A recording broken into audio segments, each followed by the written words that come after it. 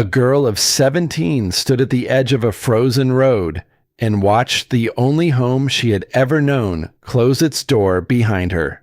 No coat thick enough, no second chance. Just a bag, a long white road, and a sky the color of an old bruise pressing down. The men who passed her looked away. The cold did not, and somewhere out in that storm, the snow was already rising past her knees, swallowing the world one breath at a time, while a man in a warm house counted on the winter to do the thing he had not the courage to do himself. She should have disappeared out there. That was the plan, but she climbed a hill no one was meant to climb, and she found a door no one was meant to find, and behind it waited a secret that had been kept in the dark for 7 long years. A girl of 17 stood in the doorway with the wind pulling at her coat, and waited to be told she was no longer wanted. The morning had not broken so much as leaked into the sky, gray over gray, the kind of light that makes a person feel the cold before they ever step into it. Her name was Wren Holloway, and the man in the doorway behind her, the man who had raised her without ever once being kind about it, had buttoned his coat all the way to the collar before he came outside. She noticed that. She noticed everything. A man does not button his coat to step out onto his own porch unless he has already decided he will not be staying to talk. "You're old enough to manage on your own now," he said. He did not say it cruelly. That was the worst part. There was no heat in it, no anger she could push back against. He said it the way another man might mention the weather or the price of feed. Wren set down the small canvas bag she had been holding. She set it down slowly, the way you set down something when you want both hands free for whatever comes next. "I've been managing since the day I got here," she said. His jaw moved. He had expected tears. He had braced for tears. He had not braced for the truth, said plainly, with no shake in it. So he reached for the thing he had practiced. "This house is mine. I've kept it. I've kept you. No one can say I didn't do right by you." And there it was. The small lift at the end of his words. Not quite a question, but wanting to be answered like one. He needed her to agree. He needed to walk back into that warm house, believing he was a fair man. Wren said nothing. She had learned over 6 long winters in that house that silence was sometimes the only thing a person could truly own. He waited. The silence stretched between them like ice over a pond, thin and dangerous and holding. Then his face hardened into something final.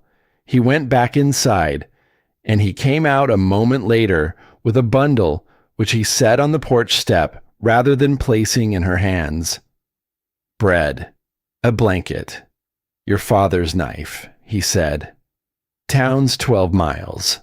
You'd best start before the snow turns." She picked it up. It weighed what it weighed, and she was already turning toward the road when she heard it. A second voice, inside the house, low, quick.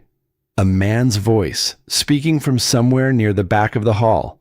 Not a neighbor, not at that hour, with snow coming and the whole valley holding its breath. This was a voice that had slept under that roof. A voice that had been inside since the night before. Wren did not turn around. Behind her, she heard the farmhouse door close. Not slammed, closed, gently, with the careful control of a man finishing one piece of business and moving on to the next. She walked out through the gate. She did not look back because there was nothing behind her now that she needed to see. The road ran long and pale ahead of her. Snow had begun to fall, fine as flour, settling into the wheel ruts without filling them, and she understood something as she walked that no 17-year-old should have to understand so early, that a child with grief in her costs almost nothing, and a farm that needs hands costs a great deal. She had been brought to that house as a small girl after the fever took her parents one terrible winter. The aunt who lived there, a woman named Cora, had been the warmth in those walls.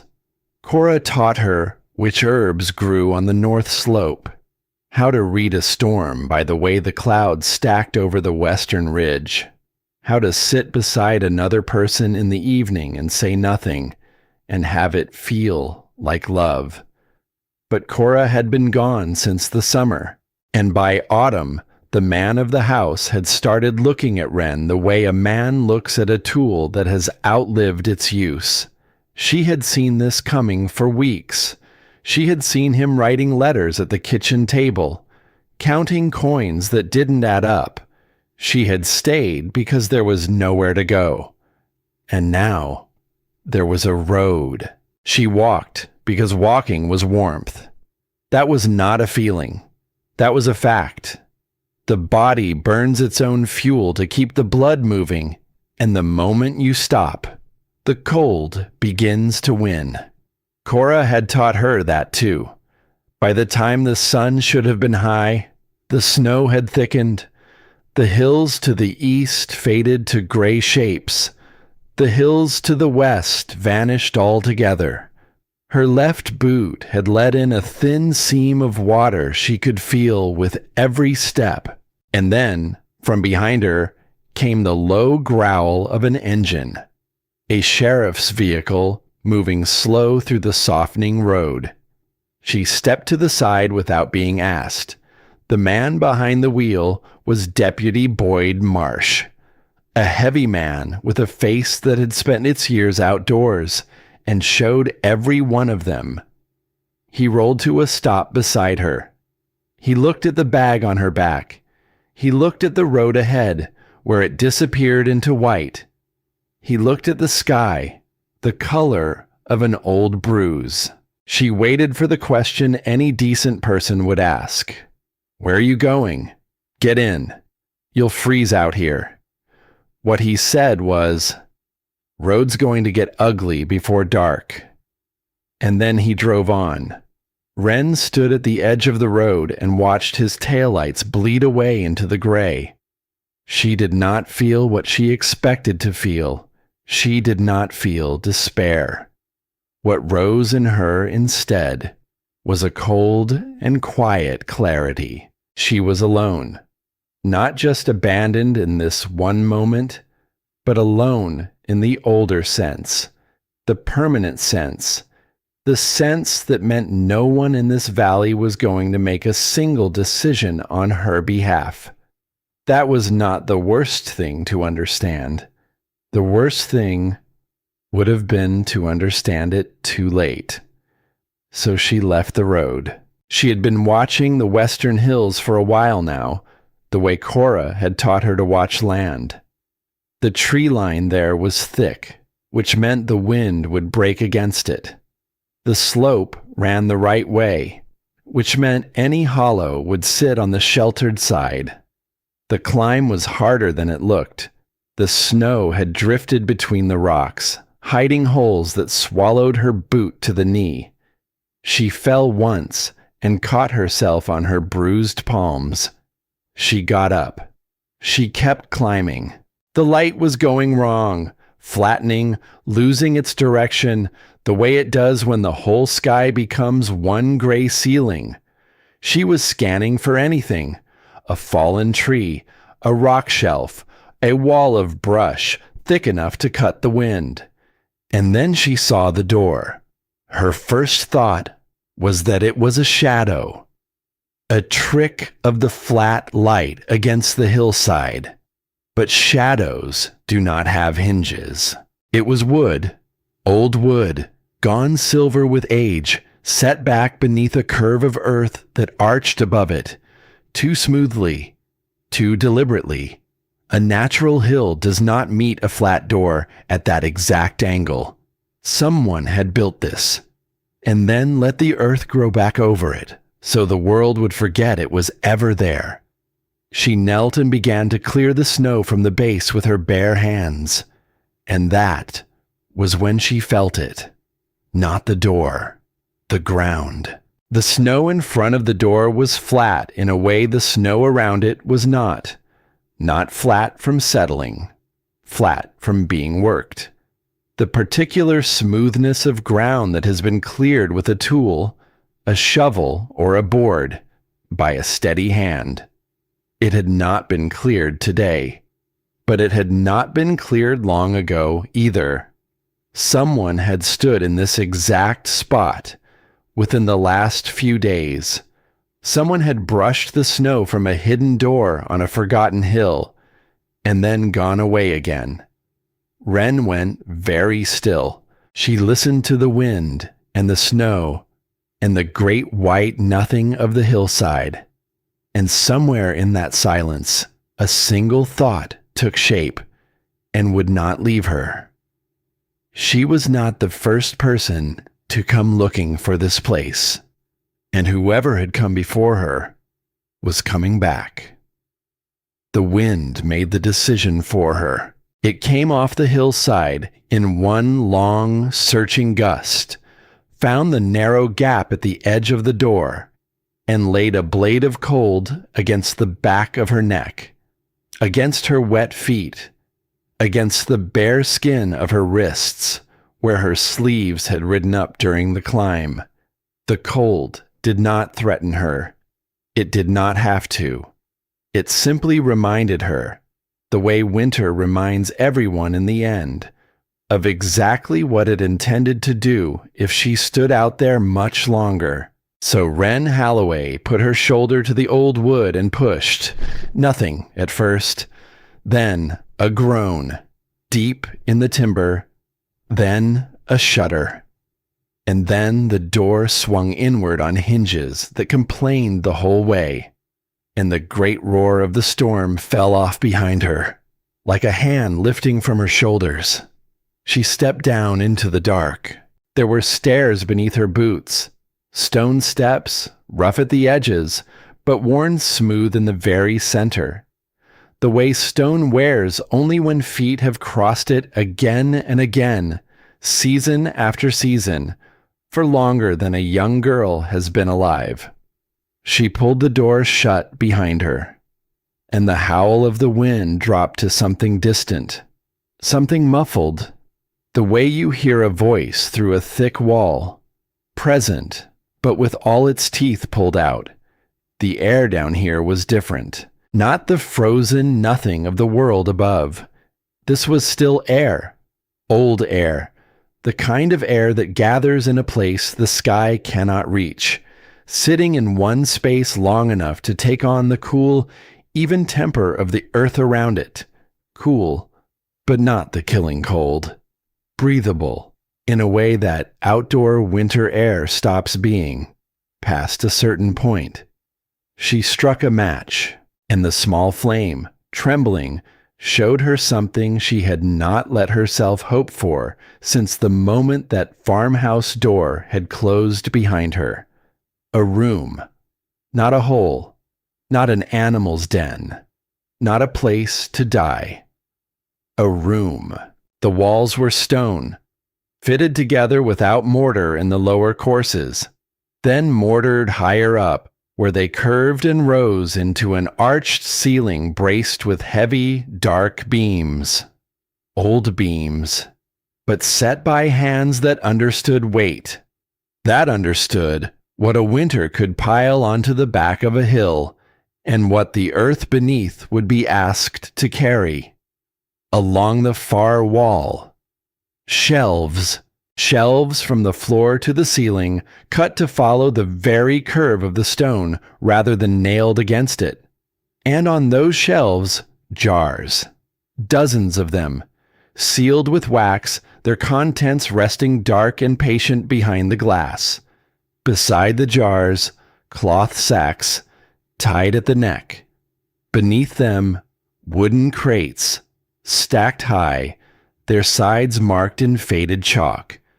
Potatoes, turnips, onions. Against the near wall stood a small iron stove, its elbow of pipe running up through a hole in the ceiling, the gap around it carefully sealed against the draft. And next to the stove, wood, split wood, dry wood, stacked in a neat rectangle and covered with a piece of oilcloth, weighted down at each corner with a smooth stone. The match burned down to her fingers. She let it fall, and for a moment she simply stood there in the renewed dark and breathed in air that did not bite her lungs and let her heart slow. People can lose themselves in places like this. She knew that. Old cellars, forgotten wells, dark hollows in the earth that take a person in out of the cold and never give them back. Every instinct she had for staying alive had something to say about climbing down into an unknown space beneath the ground when no one in the world knew where she was and no one was coming to look. But the cold above was a certainty, and the room below was only a question. She chose the question. She knelt by the little stove and opened its iron door and felt inside with her bare hand. Old ash, cold and layered, soft as flour. The residue of many fires across many years. She held her palm near the joint of the pipe and felt the air there move, faintly, upward. The stove still drew. Whoever had built this had built it to last. She laid the tinder the way her aunt had taught her long ago on cold mornings that felt like another life now. Small pieces first, a little nest of them, then larger, balanced just so, leaving room for the air to climb through. She had one box of matches. She looked at it for a moment in the dark, and then she used a single one. The flame caught the tinder. It hesitated. It crept, and then it found the kindling and rose up into it with a soft, living crackle that was, in that moment, the most beautiful sound she had heard in a long time. She fed it, gently, the way you feed something young, and the room, very slowly, began to wake around her. The orange light pushed back the dark by inches, then by feet. The arched ceiling lifted into view. The jars caught the glow and held it. Dozens of small amber eyes watching her from the far wall. She pulled off her wet left boot and held her bare foot toward the heat. The pain of the blood coming back was its own bright agony. 1,000 pins. But it was the pain of something working again. Something returning from the edge. And she breathed through it the way she had learned to breathe through everything that hurt and could not be helped. When it faded, she opened the nearest jar on the lowest shelf. Carrots, preserved in brine, the seal still whole. She worked the lid loose with her father's knife, and she ate, standing up, slowly. And the food nearly made her weep, not because it was fine. It was only salt and softness and the faint memory of summer. But after a whole day of nothing, after a morning of being set out on a doorstep like a tool that had finished its usefulness, what that jar truly meant was something far larger than carrots. It meant tomorrow. It meant that tomorrow existed again. She had walked onto that hillside, counting down, counting her choices as they fell away from her, one by one, with every wet and freezing step. And now, somehow, the count had turned. Now there was a number written on the other side of the ledger, a small one, but real. She put the lid back on the jar. Because whatever was in this room was finite. And until she understood exactly how finite it was, she would treat every single jar as though it were the last of something, not the first.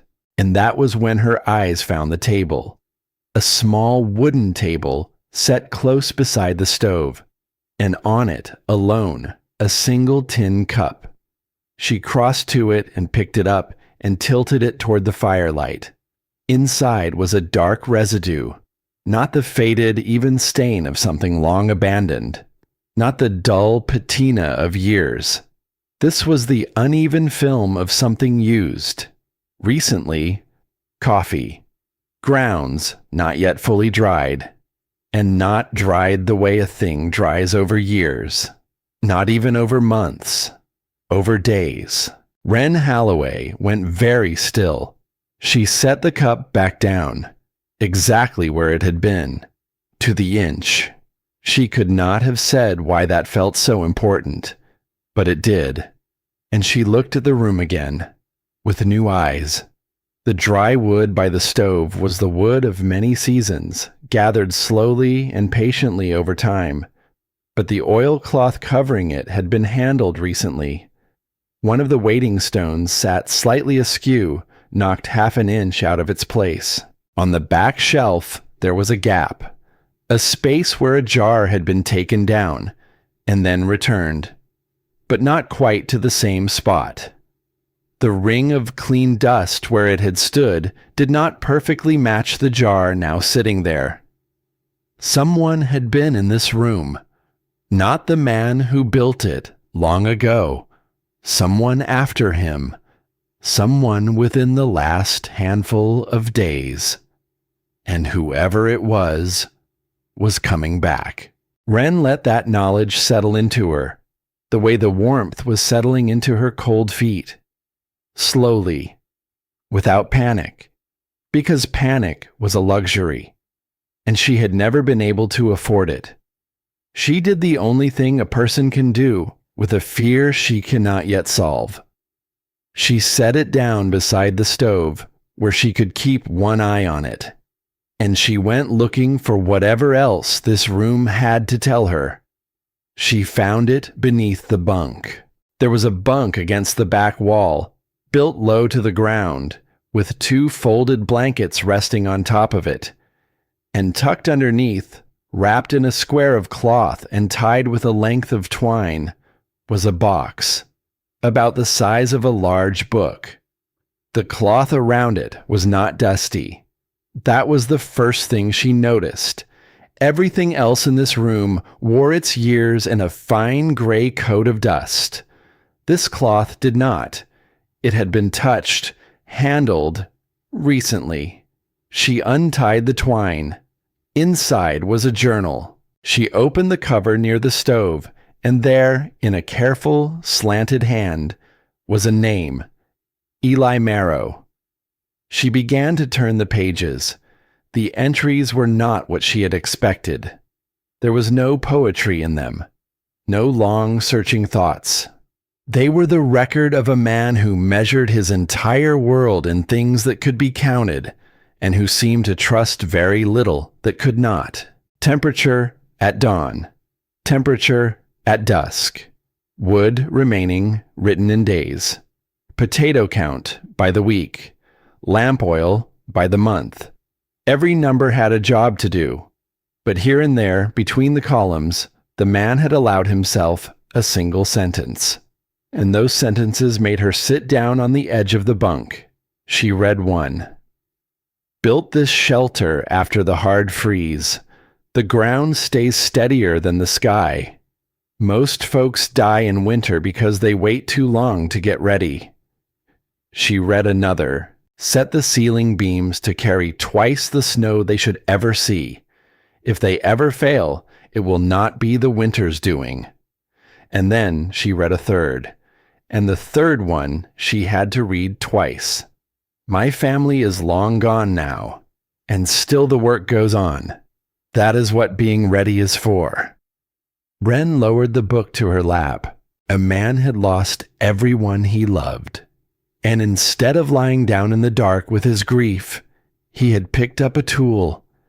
And he had spent that grief, day after day, year after year, carving a room into the side of a forgotten hill, so that someone he would never live to meet would one day have a tomorrow. She did not have a clean word for what she felt. It was not quite gratitude.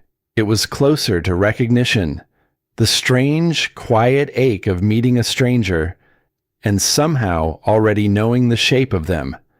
She turned more pages, and that was when she found the wrong thing. The pages did not run smoothly from one to the next. Somewhere in the middle of the book, the rhythm broke. The paper near the spine showed a row of clean, narrow edges. Stubs. Pages had been removed, not torn, the way old paper tears when a book simply falls apart with age. Cut. With something sharp and held by a steady hand. A whole section of them, a dozen, maybe more, lifted out of the very middle of the man's careful record. She held the cut edges close to the firelight and studied them, and here was the strange thing. The cut edges had yellowed. They wore the same soft amber as the rest of the book, the same patient darkening of paper left alone in the dark for years. These pages had not been ripped out in some recent struggle. They had been removed long ago, carefully, on purpose, by a hand that had time and reason and no hurry at all. And then, at the very bottom of the page that came right after the gap, in Eli Marrow's own careful slant, but pressed in harder than any other line in the whole book, hard enough to bruise the paper from the other side. He had written 4 words. Already said no. Price. She read it once. She read it again. She read it a third time, tilting the book toward the flame as if a different angle of light might somehow soften what it said. It did not. Already said no. Not no to a question, no to a price. A specific number, offered by a specific hand. Someone had come to this hill with money in their pocket, and Eli Marrow had said no to it. And it had mattered enough that the careful man had pressed those 4 words into the page like a warning carved for whoever came after, and the pages that held the rest of that story were gone, taken out by his own hand. Hidden, she thought, not destroyed. A man this careful did not destroy a record. He moved it somewhere safer. Wren wrapped the journal back in its cloth, carefully, the way it had been. She set it on the bunk beside her. She looked at the dry wood and the sealed jars and the tin cup with its film of coffee not yet dry.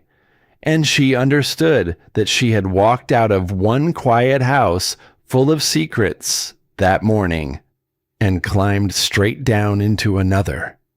Outside, the storm had arrived in full. She could hear it now, even through the earth and the heavy beams above her head. Wind working at the hillside, snow flung against the stone. The long, patient sound of a winter making its claim on everything in the world that was not ready for it. But inside, the stove burned steady. The arch of the ceiling held. And the earth all around her did what earth has always done. It absorbed. It softened. It remembered everything that had ever happened within it. She pulled a blanket around her shoulders. She leaned back against the cool, curved stone wall. And she let the warmth reach, finally, into the cold places along her spine. She did not sleep for a long time. And when sleep came, it did not stay. She woke to a knocking, not at the door above her, at the walls themselves. Or so it seemed at first, the sound traveling through stone and earth until it had lost all direction, until it seemed to come from everywhere and nowhere at once. She sat up, the blanket still around her shoulders. The fire had burned down to coals that glowed dull orange behind the grate. Hours had passed. The knocking came again, faint, dull, and this time she found its direction, above her and to the left, the outer door. Wren was on her feet before she had made any conscious choice to stand. She crossed the room and climbed the stone steps and pressed her ear to the wood, and beneath the moan of the wind, she heard it, breathing, more than one person. She opened the door 2 inches. A woman stood outside in the driving white. She was holding a child against her body with both arms, in the posture of someone who has been carrying that weight for far, far longer than her strength was ever built to last.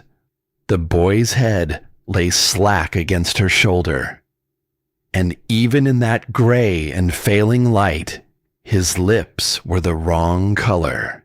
Behind the two of them, the hillside was nothing but a wall of moving white. Wren opened the door all the way and reached for the boy first. She knew them. Not well, but she knew them. The way people in a small valley come to know one another's faces and names without ever quite knowing their hearts. The woman was Della Renner. The boy was her son. His name was Toby. He was 9 years old, and Wren had seen him in warmer seasons, running the fence lines, laughing at nothing, the way a child laughs before the world has shown him its other face. Now he was a dead weight in her arms, awake, but not answering to his own name. His small fingers curled stiff inside mittens that had frozen solid. She got him down the steps. She laid him on the bunk, and she began. The rule about wet clothing was not something she stopped to explain. She simply followed it, fast and certain and methodical. The frozen mittens first, then the soaked coat, then the boots, and as each wet thing came away, a dry blanket from the lower shelf went on in its place, before she ever moved to the next.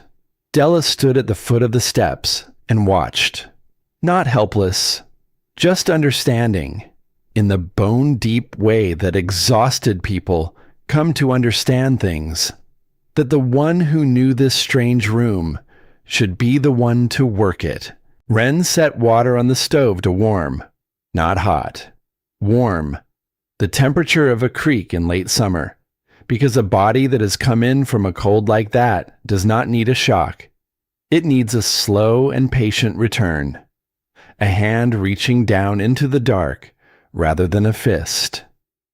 "Sips," she said, holding the cup to the boy's mouth. "Small ones. Slow." He drank, and after the first cup, nothing changed at all, and the silence in the room stretched thin and terrible.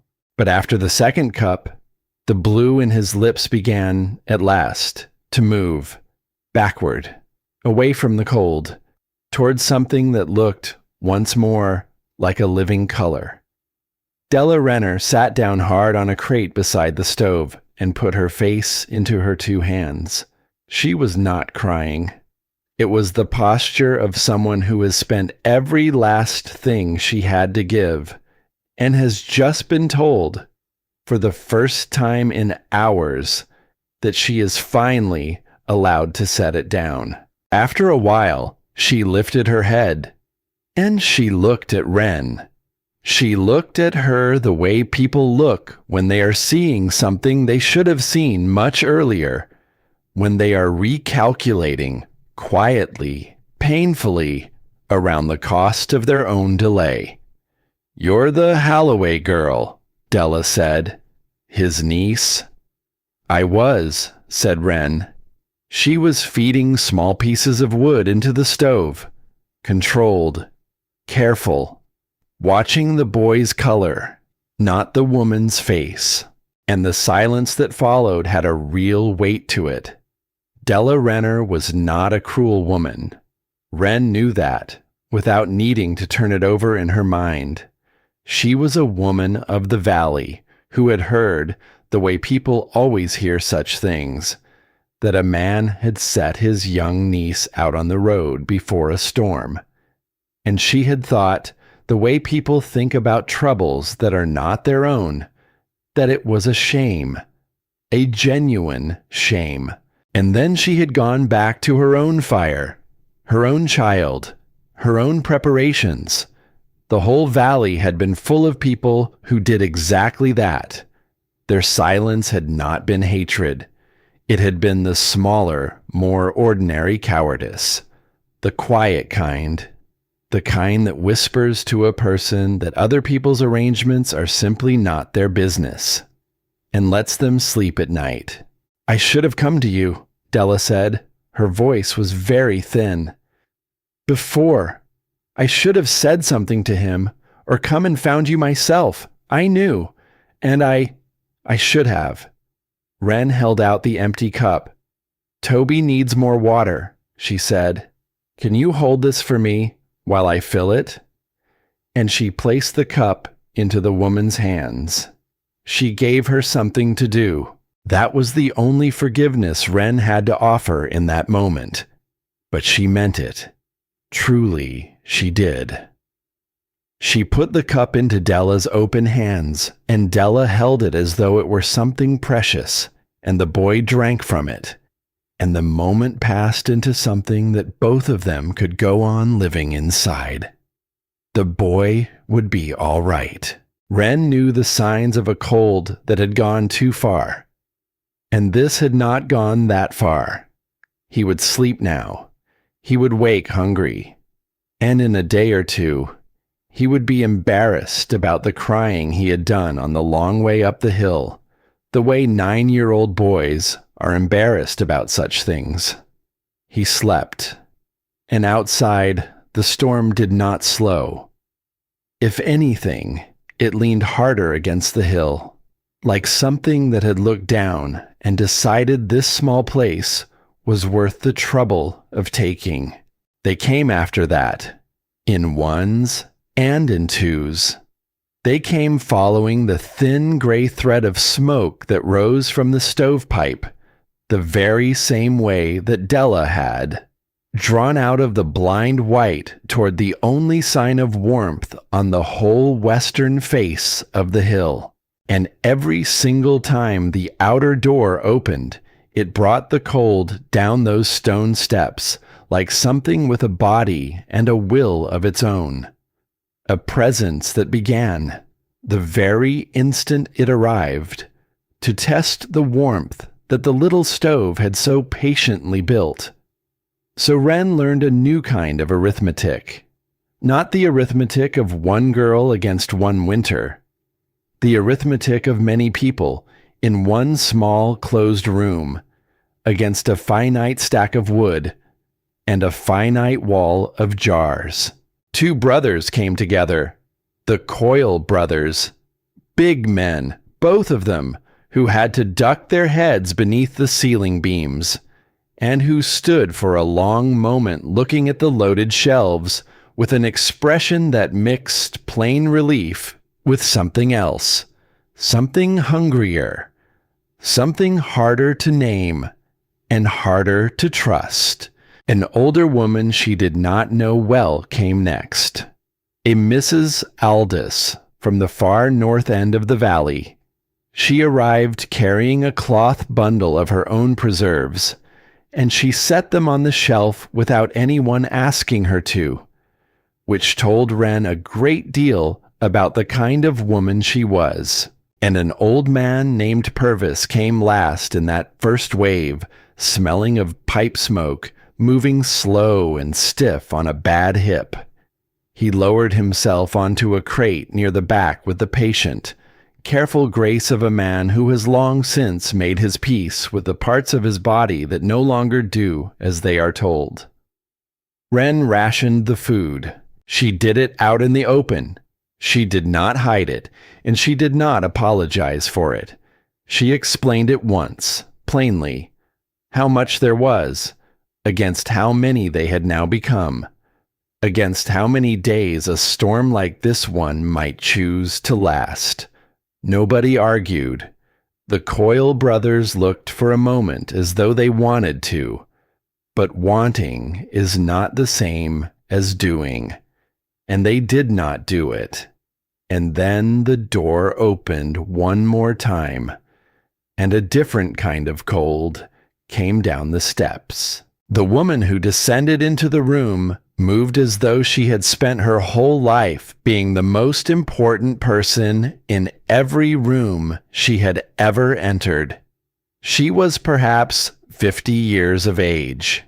She wore a coat that had plainly cost more than some families in that valley would see in a full season of hard work. And behind her came two others. A quiet woman who, it would later become clear, cooked for her household, and a large, silent man called Roe, who carried their bags down the stairs without a word. Her name was Eudora Crane.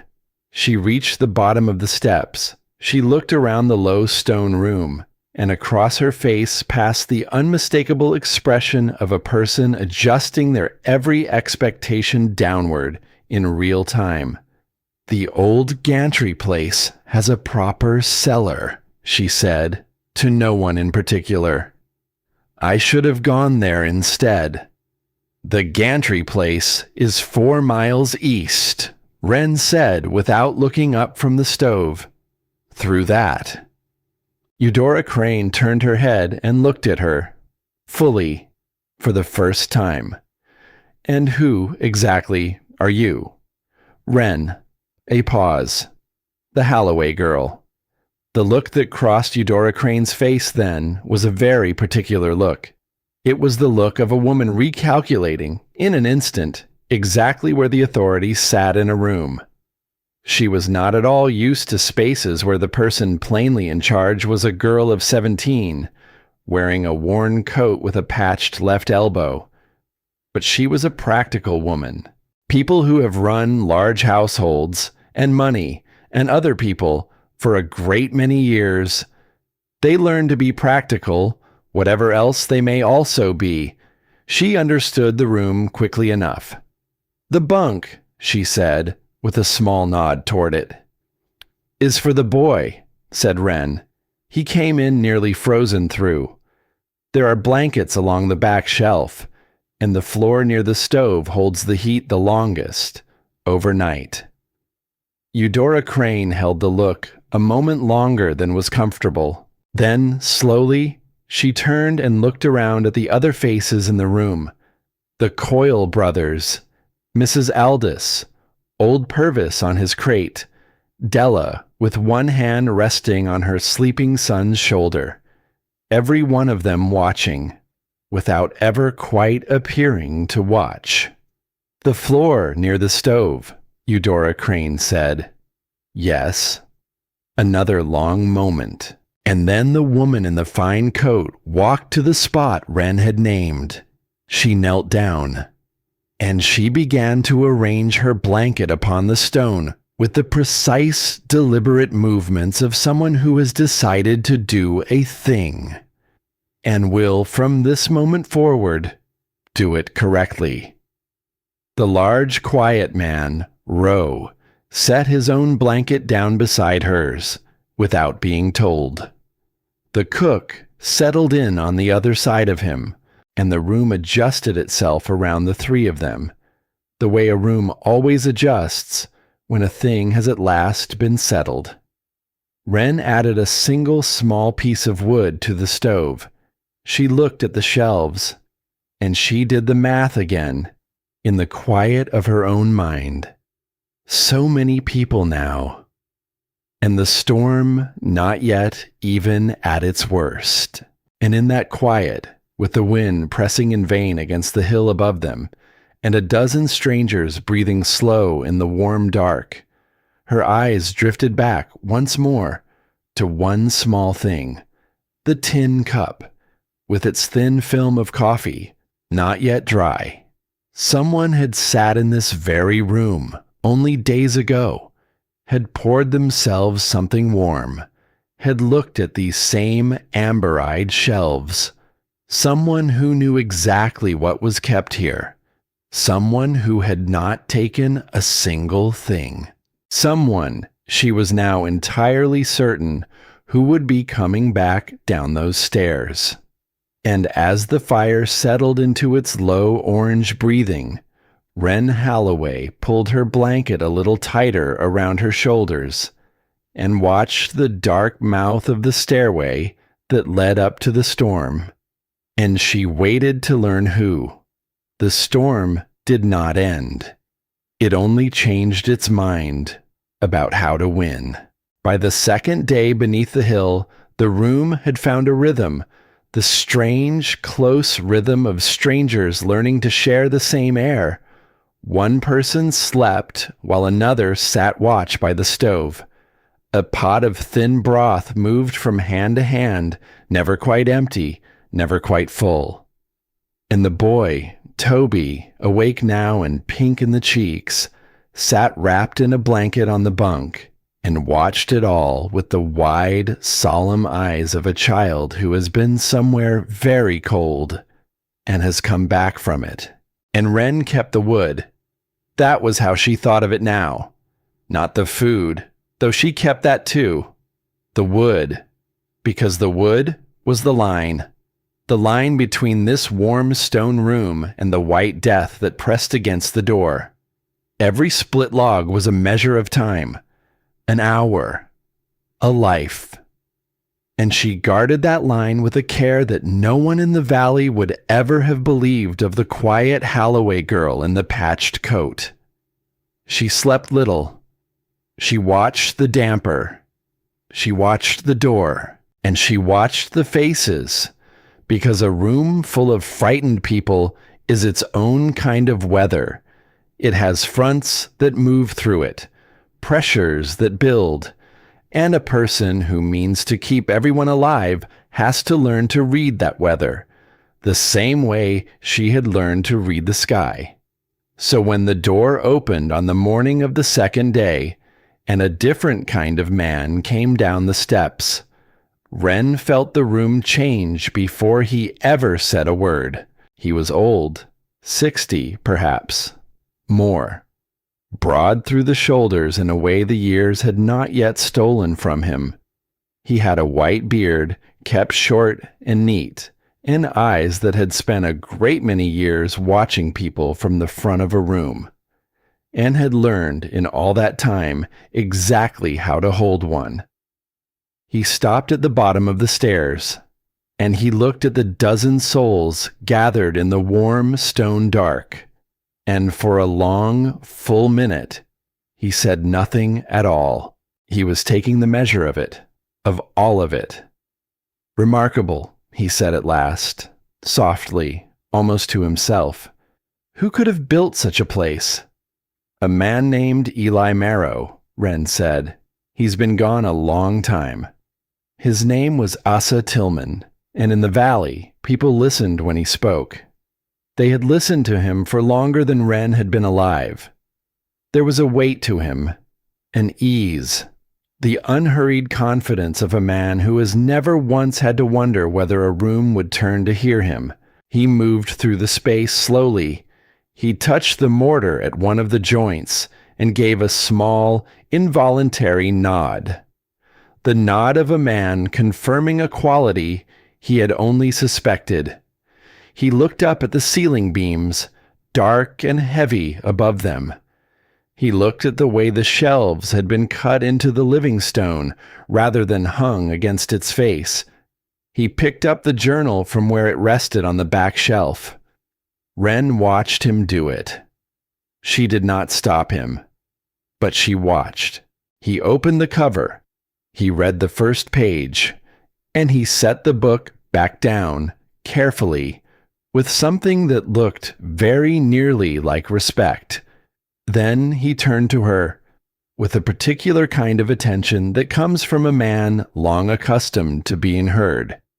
"Someone needs to be accountable for all this," he said, not unkindly, not as a challenge. as a statement of something he plainly considered too obvious to require any defense. For how the supplies are shared out, for who is let in, and who is turned away when there's no more room. There will be more people coming, child. The smoke calls them, and there will be harder choices ahead than any that have been made so far. I've been making those choices, Ren said, and you've done well. He meant it, which was exactly what made the next part so very hard to push away. Better than most grown men would have, I'd wager. But this has already grown past what one person ought to carry alone, particularly one so young, with no standing in this community. He let his gaze travel gently around the room. I think a small group of us, people the valley knows and trusts, people with years behind them. I think we ought to share the weight of how this place is run, together. And the room was listening, all of it. Every face turned slightly toward him without seeming to turn. Even Toby, sitting up on the bunk with the blanket around his shoulders, watched with that solemn, careful stare. Ren understood exactly what was happening. This was not cruelty. Asa Tillman was not the man who had buttoned his coat to the collar and put her out on the road. Tillman believed with his whole heart every single word he was saying. He thought it kindness. He thought it wisdom. And that made him far more dangerous to argue with than any man who knows that he is in the wrong. He had the weight of decades behind him. He had the soft, reasonable language of the gathering and the pulpit. He had the word share, which is one of the most beautiful words there is. And he was using all of it, gently, kindly, to reach for the one thing that was keeping every person in this room alive. If she lost the wood, she lost everything.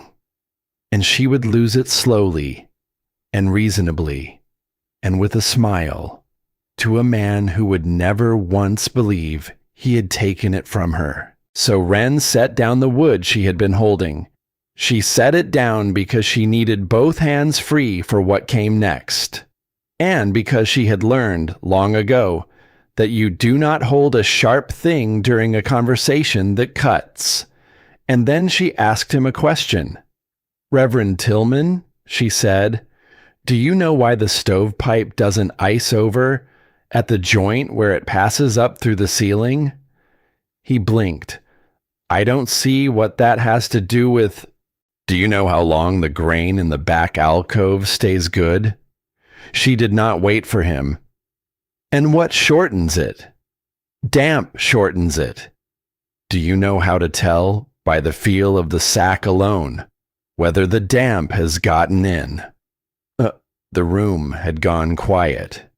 Do you know which jars to open first? She went on, her voice never rising, never sharpening. And which to leave sealed, and why? Do you know what the air in this room does when the door above is shut and the fire is built high and a dozen people are breathing through a long night? Do you know how to read it when it goes wrong? How to crack that door open just enough to save us, and no more, so we don't bleed out all our heat into the storm? She looked at him steadily, without heat, because I know all of those things, every one, and I am learning more of them every single day this hill will teach me. A pause. So if there is someone here who knows them better than I do, I would truly like to meet that person right now, and I will hand them the wood myself. No one spoke. The silence in that stone room had a shape to it, a weight. You could have leaned against it. Asa Tillman looked at her for a long, long moment, and he was not a foolish man. He had spent his whole life learning to read a room, and the room was speaking to him now. in the loudest language a room has. The silence of a dozen people who had been warm and fed and kept alive for 2 long days. By the girl in the patched coat. That, he said at last, is not the only thing that matters here. But the edge had gone out of it. No, Wren agreed quietly. It isn't. But it's the first thing. Everything else comes after the staying alive. And Asa Tillman sat down. He did not concede. Men like him do not concede out loud, and never in front of a room. But he lowered himself onto the bench against the wall and folded his broad hands in his lap. And that, for now, was enough. It was enough. But Wren did not make the mistake of thinking it was finished. She had seen the way his eyes moved after he sat. Not to her, to the others, reading them one by one. A man taking a different kind of count. That night, Wren woke to the low murmur of voices. She lay still beneath her blanket and kept her breathing slow and even, the way she had taught herself to do in another house, in another life, when staying still and quiet had been its own kind of survival. And she listened. 2 voices, low, from the far corner where the shadows pooled deepest, beyond the last reach of the dying fire's glow. She knew them both, Eudora Crane and Asa Tillman. They spoke in the careful, deliberate register of people who do not wish to be overheard, and she could not catch most of it.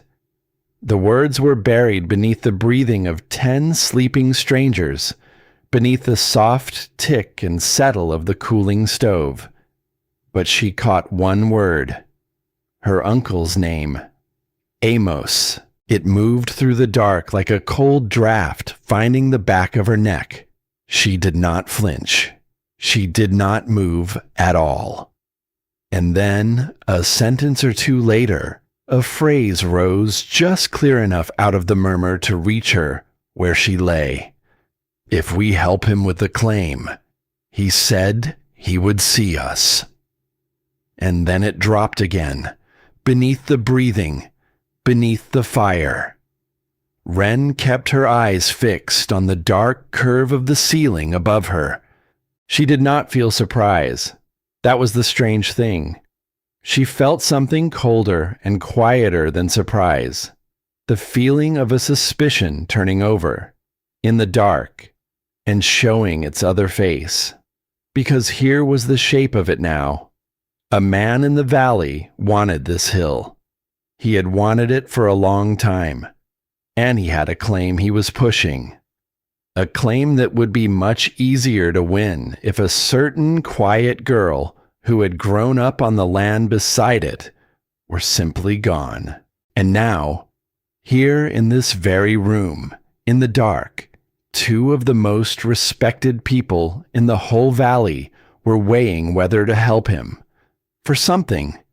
He said he would see them, help them, reward them. She thought about the journal with a dozen pages cut clean out of its middle. She thought about 4 words bruised into the paper, already said no. Price? She thought about a man who had buttoned his coat all the way to the collar, before he ever opened the door, and she understood, lying there in the warm dark surrounded by sleeping people, that the storm above her was not the only thing she would have to survive this winter. Some storms came down from the sky, and some of them sat in the far corner of a warm room, speaking softly, with the weight of decades behind their voices. She waited until the murmuring stopped, until the corner went quiet, and the room sank back into the deep, even sounds of sleep. And then, very carefully, she closed her eyes. But she did not sleep again that night. He arrived the next morning. She heard him before she saw him, not at the door but above it. A strange, soft crunching, moving steadily across the surface of the snow itself, where no man's weight had any business traveling, where the drifts should have swallowed a person to the waist. She was up the steps before the knock ever came. The man who stepped down out of the blinding white was perhaps 30. He was unbuckling a pair of snowshoes from his boots even as he descended. Snowshoes he had plainly made himself from bent ash and laced rawhide. The patient, careful work of capable hands. His name was Hollis Voss. He was a carpenter. He lived alone at the far edge of the valley, in a cabin he had sealed against the cold with his own 2 hands. He was not a man who spoke more than the moment in front of him required. And when he reached the bottom of the steps, he stopped, and he looked slowly around the room, at the dozen people, and the glowing stove, and the ordered shelves, and the sleeping boy. And the first thing he said was this: "You've been here since the first night." It was not a question. He sat down on the bench nearest the door. He pulled the snowshoes the rest of the way off, and he held his bare, reddened hands out toward the heat. And the whole time, his eyes moved around the room with the restless attention of a man who builds things and cannot help but read the construction of everything he meets. He looked at the ceiling beams. He judged them. He looked at the mortar sealed so carefully around the stovepipe. He approved of it. He looked at the way the shelf brackets had been cut down into the stone instead of fixed to its surface, and something in his expression shifted. The quiet recognition of one careful man encountering the work of another. "Warm in here," he said, almost to himself. She poured him a cup of the thin broth. He took it. He drank it down in 2 long swallows. And then he set the cup aside, and he said the thing he had come all the way up the ridge, on snowshoes, through a storm, to say. He kept his voice low, not a whisper. The careful, chosen volume of a man selecting his audience and excluding the rest. "Your uncle's been asking around about this hill," he said, the western face particular about it. Wren set her own cup down on the table, beside the tin one, the one with the film of coffee that had never been hers. He went to the deputy. "Before the storm," Hollis went on, "asked about property lines, unclaimed land, whose name was on it or wasn't. The name Eli Marrow came up in the asking." "When?" Wren said. It was not really a question either. 2 days before the snow came in? She went very still. 2 days. She had walked off her uncle's land on the very morning the storm broke, and he had gone to the deputy 2 full days before that, asking about lines, about claims, about the name of a dead man who had carved a room into the side of this hill. He had known the storm was coming. He had known its timing, and he had moved her out of his house on the one morning when the roads would close behind her, before any soul in the valley could think to step in, even if a single one of them had wished to. He had not put her out in a panic. He had not put her out in anger. He had scheduled it. "There was a man at his house," she said slowly, "the night before the storm. Someone I never got a look at. In a fine coat. Not from the valley." Hollis Voss looked at her steadily. "Lawyer, maybe," he said. "From the county seat. He was in the grain shed," Wren said, "at 4 in the morning. The footprints were a man's, and the stride was long. He stood at the second shelf from the bottom, and then he went out again." She paused. "The dust was cleared. Right there. The way you clear it. When you're reading something laid flat." Hollis was quiet for a moment. "A document," he said. "Or a map." "A map," Wren said. "Of this, of the hill." And they sat with that, the two of them, in the warm and crowded dark. From across the room came the low sounds of a dozen people managing the closeness of one another, the shift of a body, a soft cough, a child asking, half asleep, for water, and his mother answering, the endless, patient breathing. "He timed it," Hollis said finally. "Not a question." "He moved me out on the morning the road would close," Wren said. "So no one could step in. So no one would even hear about it until it was already too late." She looked at him across the firelight. "He's not coming out in this storm. Why would he? He's waiting for it to end. He's letting the cold do the thing he didn't want his own hands to do." Hollis Voss looked at her for a long moment. "Then so are we," he said, "waiting." And that should have been the end of it. For one night, at least. But the storm had other plans. It came back harder that evening. A second front, riding in close behind the first. The way a second wave follows the one that has already broken when you think the worst is past. And it did not announce itself. It simply doubled. The wind found a deeper voice, a lower register, a sound that got into the chest. The pressure against the hillside changed, grew heavier, more insistent. A steady leaning now rather than the old gusting. And the snow on the western face began to pile. It piled against the outer door until the drift stood chest high. And Wren and Hollis had to push it clear together every time anyone needed to break a trail to relieve themselves in the lee of the rocks. It piled on the open slope above the entrance.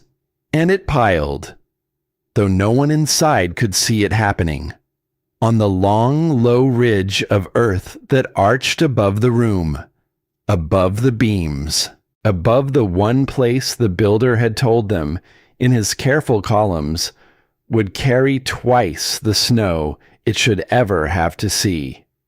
But the builder had set those beams for the room. He had never promised the same for the passage. It was full dark when the sound came, a groan, not the wind. They all knew the wind's voice by now, knew its moods, and this was not one of them.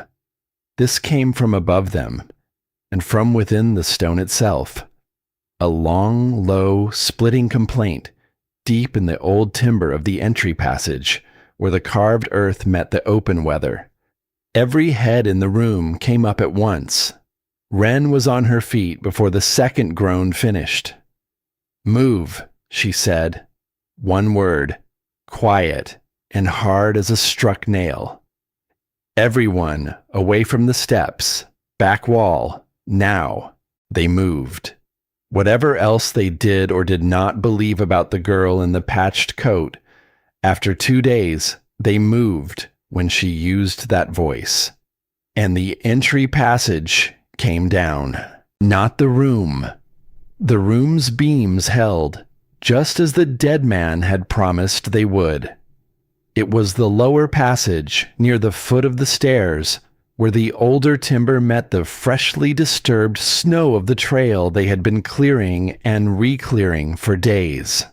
A section of it let go all at once, and the frozen earth and packed snow rushed down through the gap in a single roaring collapse. A sound like the hill itself clearing its throat in the dark. And then silence. And then a single voice calling out, muffled, from somewhere beneath it. "Purvis!" Della cried, her hand flying to her mouth. "Oh God, it's old Purvis. He was on the crate by the steps. He can't move quick. His hip." He had been the closest to the stairs. The slow man. The man with the bad hip, who could not answer the word now the way the younger ones could. Wren was already there, on her knees in the rubble of snow and broken earth at the foot of the stairs, throwing it back with her bare hands, the cold biting through her gloves, and then straight through her skin beneath them. "Talk to me," she called into the fallen dark. "Purvis, keep talking. Don't stop. Tell me where you are." A cough. A weak, muffled voice, frighteningly close beneath the debris. "My leg. There's a beam. Across my leg. Can't shift it. Can't." "Then don't try," she said. "Don't move at all. We're coming for you. You hear me? We're coming." The Coyle brothers were beside her now, the two big men hauling at the larger chunks of frozen earth, and for one terrible moment, the air filled with the panicked, grunting effort of people digging far too fast, with no plan at all. Snow and dirt flying back into the room, the whole unstable mass above shifting with every wild pull. "Stop!" Hollis Voss did not shout it, but it cut through everything in the room. "Stop, all of you. Hands off it. Listen to me." And they stopped, because something in the way the carpenter said that one word made them stop. He crouched low and laid one flat hand against the half-fallen beam that pinned the old man's leg. He held it there a moment, eyes closed, feeling, reading the thing through his palm the way Wren read the sky. "This whole pile is still moving," he said, low and even and absolutely calm. "Every piece of it is leaning on every other piece. You pull the wrong one out, the rest comes down. On him, and on whoever's reaching in after him." He opened his eyes. "We don't dig, not yet. First we brace, then we dig. That's the only way he comes out of this breathing." He looked up at Wren. "I need wood. Short lengths. The dry split stuff by the stove. As much as you can carry. And I need it now." And Wren did not ask him a single question.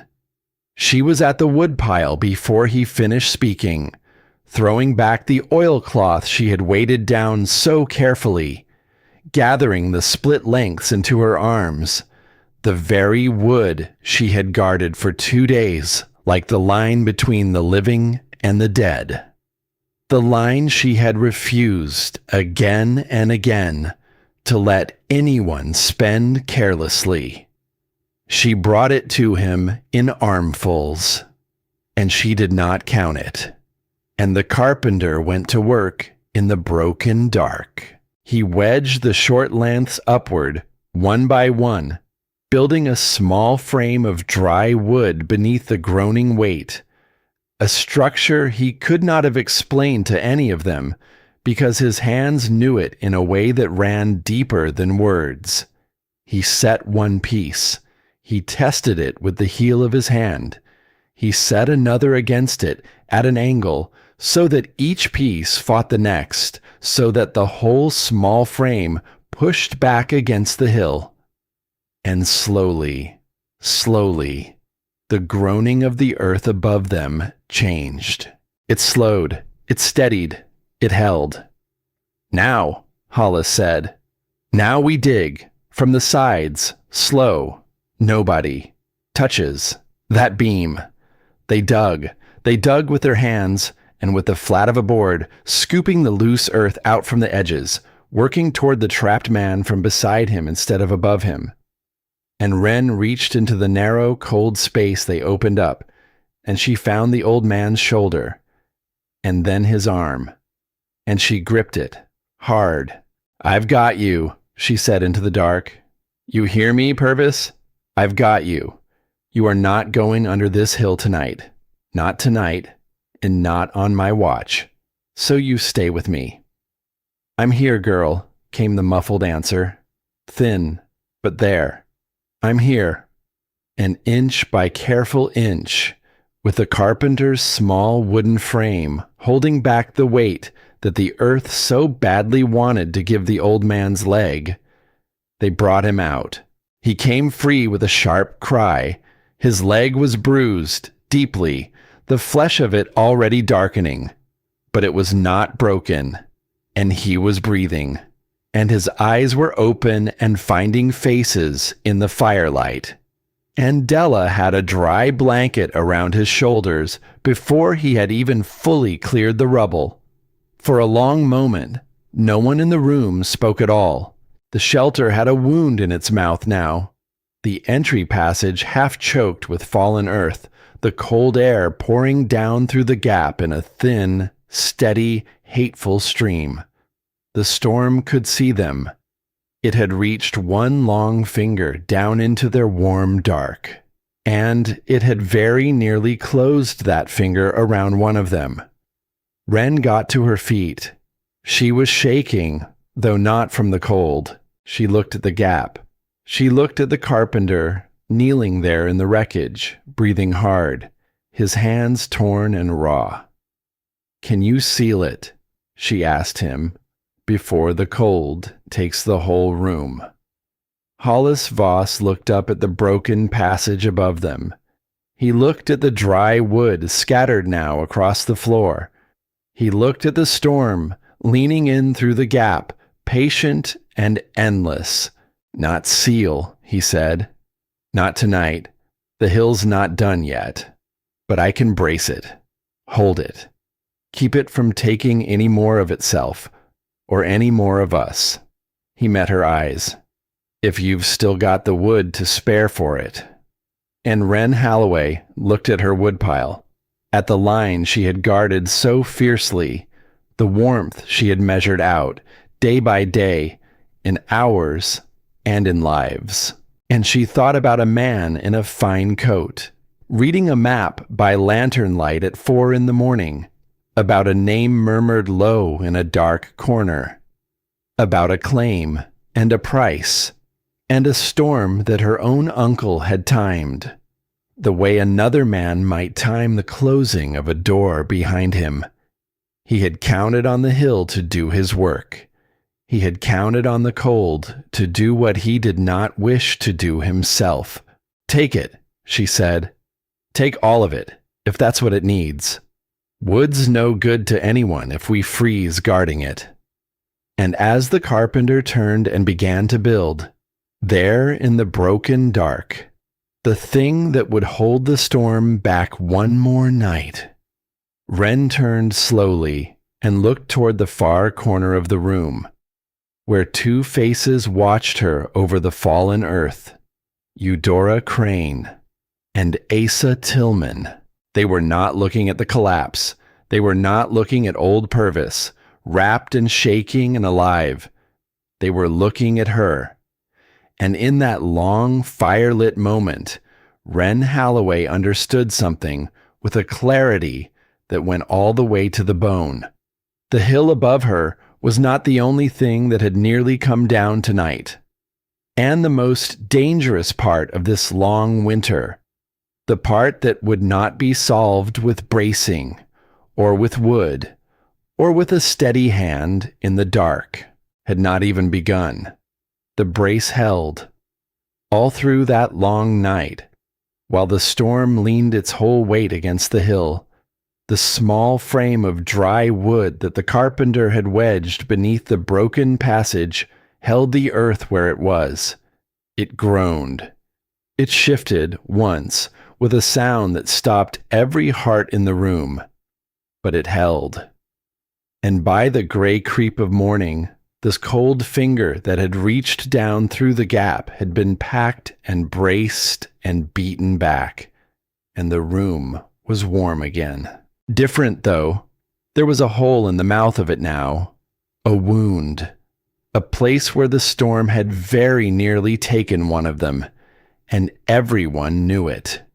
You could feel it in the way they moved around the broken passage, carefully, quietly, the way people move past the spot where something almost happened, and something else had changed, too.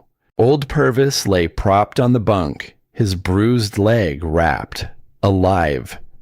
And he kept looking at Wren across the room with an expression she did not quite know what to do with.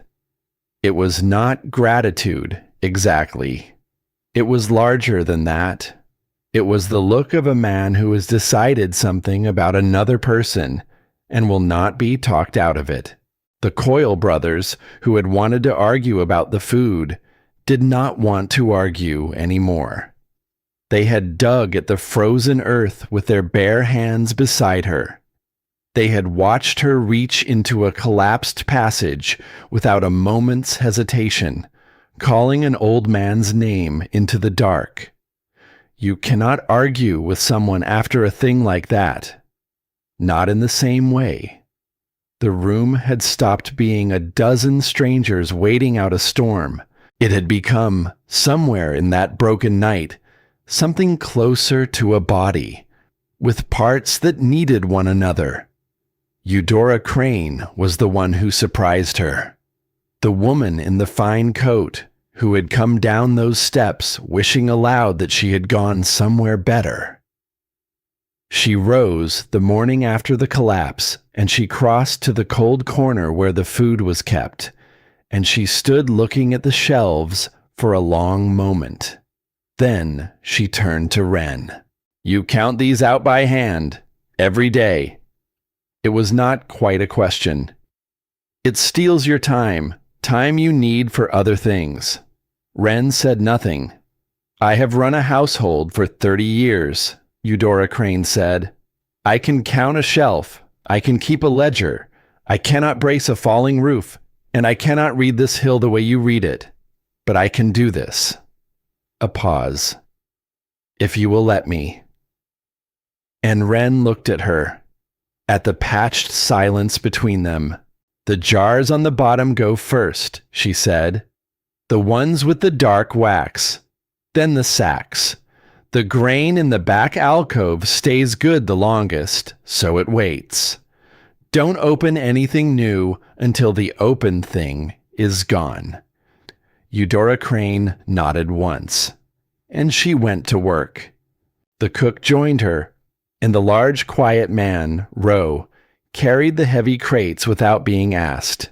And in this way, the woman who had spent her life being the most important person in every room found a smaller place in this one and filled it, and was the better for it. That was the strange thing about the hill. Wren would come to understand. It did not care what you had been. It only asked what you could do. The boy found the box that afternoon. He found it because he was 9 years old, and he had been shut in a stone room for the better part of a week, and he had long since explored every inch of the space that the grown people used. So he had begun, the way children do, to explore the spaces the grown people did not.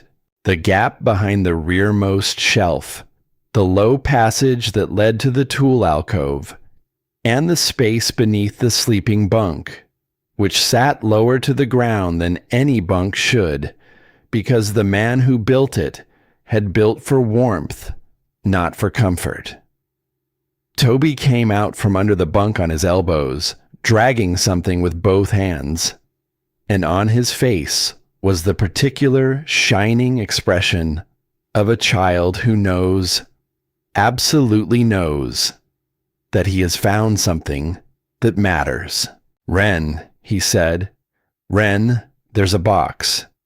It was small, plain wood, with a latch but no lock, and on the lid, cut into the wood with a knife in slow and deliberate strokes by a hand that had wanted these words to last longer than the man who carved them, were 5 words. For the one who stays. The room went quiet. Wren knelt beside the boy and looked at the words for a long moment. For the one who stays. Not the one who finds it. Not the one who is owed it. The one who stays. She lifted the latch. Inside were 2 things. A document, folded, and sealed with a disc of wax that bore the mark of a witnessing hand, and beside it, a small iron key, plain, with a single tooth, the kind of key made not for a door, but for a box, or a chest, or some other small and locked thing. She worked the wax loose without breaking it fully, and unfolded the document just enough to read the heading. It was a deed. The name Eli Marrow stood in the first line, and the description of the land that followed, the hill, the western face, the boundary markers. She knew it. She knew it without ever having read a deed in her life, because she had walked this ground, and the words on the page matched the ground beneath her feet. But the deed was not what made her sit slowly down on the edge of the bunk and stare at the far wall. It was the second page, folded behind the first. A single sheet in Eli Marrow's own careful slant, witnessed and dated long before the last of his journal entries, as though, even then, he had understood that his quiet position on this hill was becoming a dangerous one. It was a simple thing, plainly written. It said that, in the event of his death, the land and everything upon it would pass, not to any name he knew. He had no name to write. It would pass to whoever found this shelter in a time of true need, and kept it, and used it, to serve those around them, rather than themselves. No name. He had not known a name to write. He had known only a kind of person. He had described the kind of person, and set down the conditions, and folded the page, and placed it in a box, and carved upon that box the words for the one who stays. And then, one ordinary day, he had walked down off this hill to fetch supplies before the snow came heavy. He had never come back. Wren held the 2 pages in her hands and did not speak for a long time. She was thinking about the man. She could see him now, in a way she had not been able to before, not as a stranger, not as the careful columns of numbers in a journal, but as a man alone on this hill, who had once had a family, and lost them, and had stood in the ruins of that loss, with 2 roads in front of him. One road led down into the dark, where so many people go when grief takes everything, and the other road led to a tool, and a hillside, and the slow, patient work of building something a stranger would one day need. He had chosen the second road. Year after year, he had chosen it. He had set ceiling beams to carry twice the weight they should ever see. He had sealed a stovepipe against a draft no one was there to feel. He had filled shelves with food for mouths he would never meet, and named a box for a person he would never know. He had taken the worst thing that can happen to a human heart, and he had turned it, with his own 2 hands, into a gift. And the gift had been waiting in the dark of this hill all these years, waiting for the one who stayed. But the key fit nothing. That was the thing that nagged at her as the afternoon wore on. She tried it, quietly, against everything in the room that might take a key. The little iron door of the stove, a small drawer in the table, the hinge of the box it had come in. Nothing. The key turned in no lock she could find anywhere in that stone room. A man as careful as Eli Marrow did not leave a key that opened nothing, which meant the lock it belonged to was somewhere she had not yet looked. The storm began to ease that evening. Not break, not yet, but ease. The wind dropped from its long, steady roar to something that came and went, and through the gaps in it there was, for the first time in days, a kind of silence. And in one of those silences, there came a knock at the door above. Wren and Hollis pushed the drift clear together and opened it. And the woman who stood there in the failing light was very old, 70 perhaps, more. She moved like someone who had been old for a long while now, and had made a quiet peace with the fact of it. She came down the stone steps slowly, one hand on the wall, refusing the arm Hollis offered her, not out of pride, but out of long habit.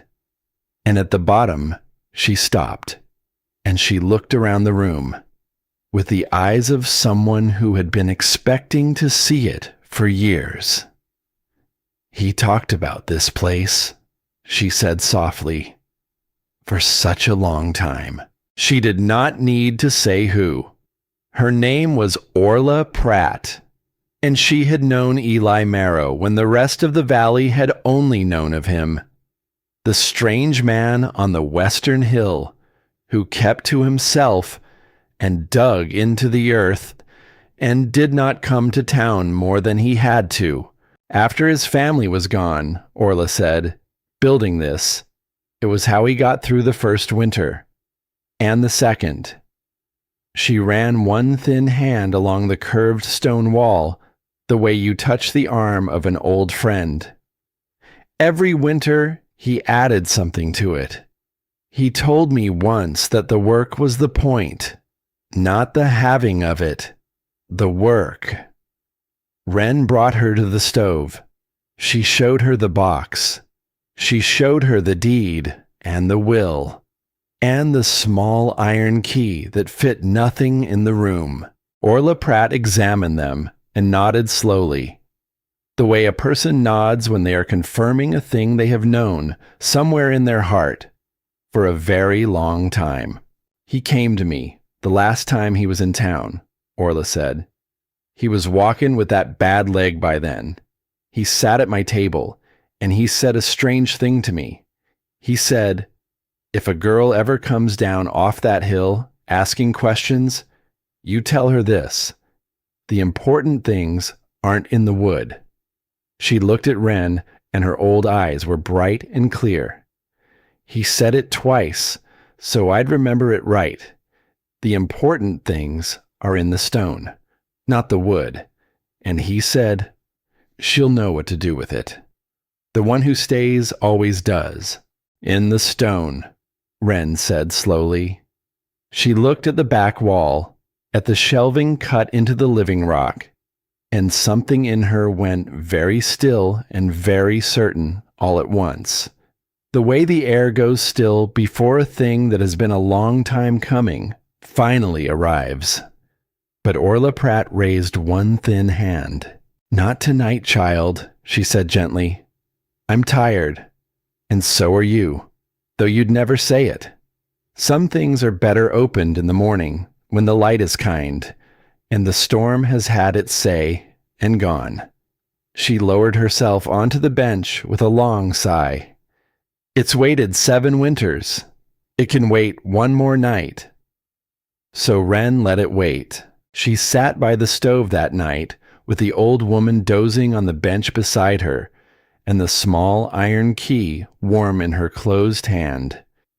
And she looked around the room at the people the storm had driven down into the earth, at Toby, asleep on the bunk, pink-cheeked and whole, at Della, beside her son, at old Purvis, his leg wrapped, breathing easy, at the Coyle brothers, who no longer wanted to argue, at Mrs. Aldous, whose own jars now sat among the others on the shelf, at Eudora Crane, asleep on the cold floor by the stove she had chosen, her fine coat folded under her head for a pillow, her ledger of the food tucked carefully beneath it, at Hollis Voss, awake across the room, keeping a quiet eye on the braced passage he had built, and in the corner, Asa Tillman, awake too, watching her. She held his gaze for a moment across the warm dark. Neither of them spoke. There was something unfinished there, and they both knew it, and they both knew that the storm was not the thing that would finish it. But that was for the morning.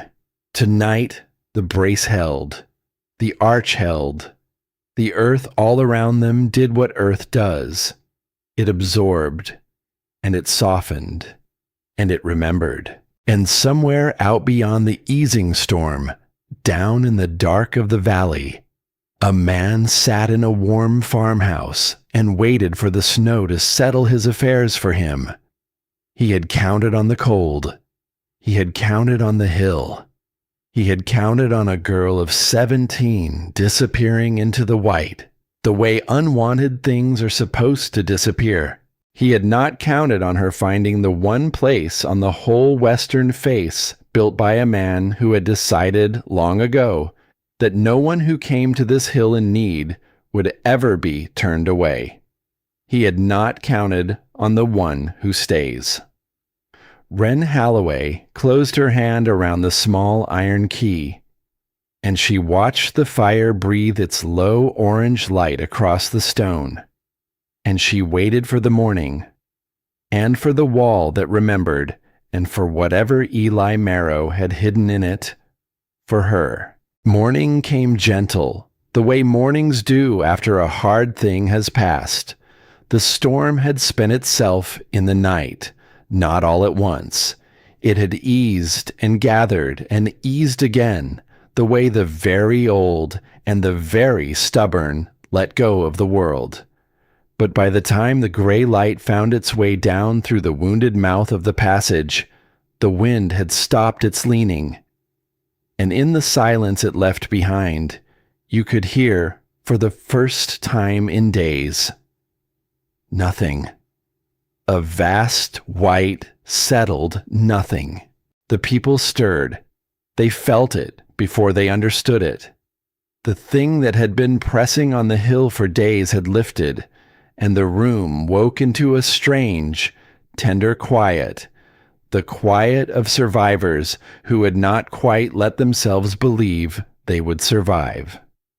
And old Orla Pratt opened her eyes on the bench and looked across the room at Wren and gave a small nod.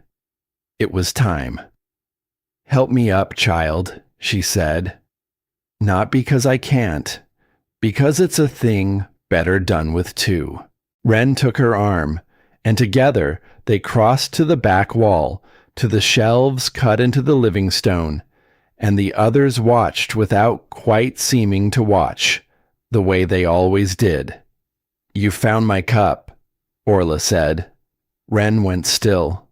"The tin one," the old woman went on, with a smile that rearranged her face into something much younger. "On the table. Coffee not yet dry. You've been wondering about it since the first night. I could see it in you. You're a girl who notices things. That was you," Wren said slowly.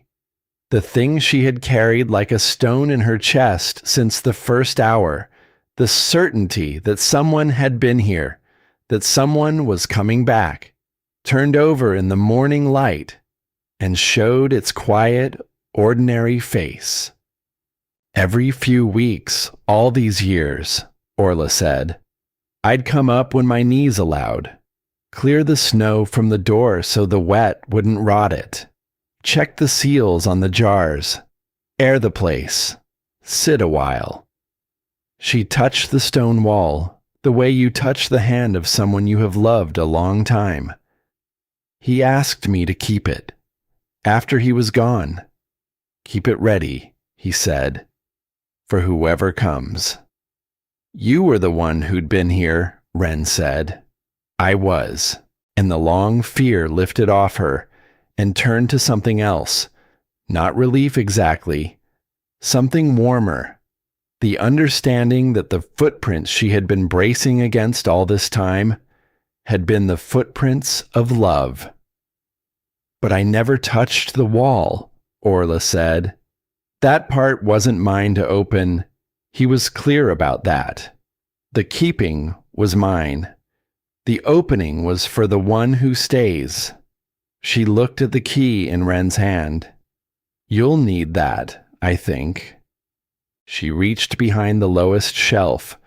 Her thin, old hand felt along the cold stone, slow and certain, A hand that had done this once before, long ago, with a living man standing beside her, showing her where the catch was hidden, though she had promised never to use it.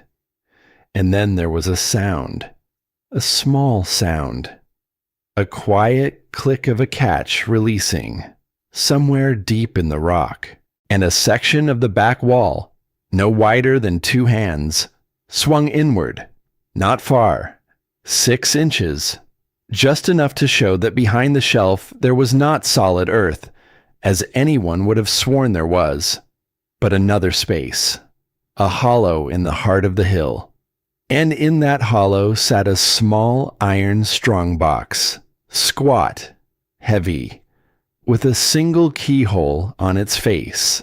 Wren reached in and drew it out and set it on the floor by the firelight. And then she lifted the small iron key, the key that fit no lock in the whole room, and slid it into the keyhole. It turned with the smooth, oiled certainty of a thing made to fit by a man who made everything to fit. The lid lifted. Inside were 3 things. The first was a sheaf of paper, a dozen pages, cut clean at one edge. And Wren understood at once. These were the missing pages, the ones taken from the journal, the ones whose stubs had yellowed in the dark, exactly as old as the rest of the book. Eli Marrow had cut them out of his own journal with his own hand, years ago, and he had locked them away here in the stone, where wood could not reach them, and fire could not find them, and no thief in the night could ever carry them off. He had not been robbed of these pages. He had protected them. He had taken the most dangerous truth out of the soft, burnable book and given it to the hill to keep, because the careful man had understood even then that someone might one day come looking for that truth, and he had wanted it to outlast the looking. Wren's hands were not quite steady as she read. The pages told a story, a patient, careful, terrible story, set down in the same plain hand that counted potatoes and lamp oil. A man from the valley below had come to this hill. More than once. He had wanted the land. He had offered money for it. And Eli Marrow had said no. The first offer Eli had recorded without much feeling. A neighbor wants the hill. I told him it's not for sale.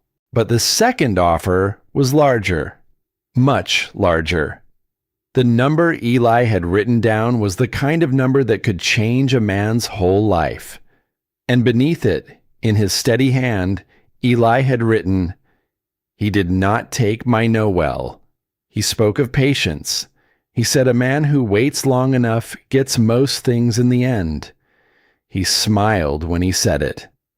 I am putting this record with the deed in the stone because I have begun to think it may be needed after I am gone. And then the final page. The leg's worse. Have to go down for supplies before the snow turns heavy. Will go in daylight on the open road. A man with nothing to hide has no reason to creep. If I do not come back, the one who stays will know where to look. Wren lowered the pages. The room had gone very quiet around her. And in that quiet, the last piece settled into place, the way the last stone settles into an arch. And suddenly, the whole thing holds its own weight and will stand for 100 years. A man with a bad leg had gone down the open road in daylight, carrying nothing, hiding nothing, trusting that being seen would keep him safe.